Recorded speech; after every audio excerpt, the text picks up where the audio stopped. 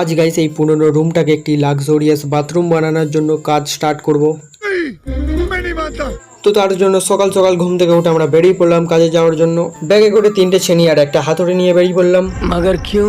আর এই কাজ করবো বলে তাই একদম H2R এর ওপর চেপে চলে গেলাম সোজা ব্লগ বানাতে বানাতে। আর গাইস রাস্তার মধ্যে দিয়ে যেতে যেতে হঠাৎ চোখ পড়লাম আর এইদিকে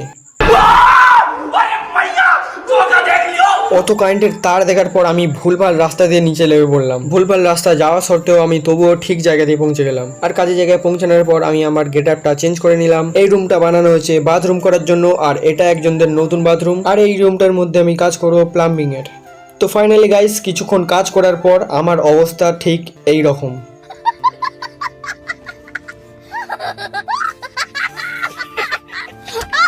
তো অত হেসে লাভ নেই, যারা প্লাম্বিং এর কাজ করে তারাই একমাত্র জানে যে এতে কিরকম খাটুনি হয়। তারপর ওই কোণের গার্ডেটে খোলার পর আমার অবস্থা ঠিক এইরকম।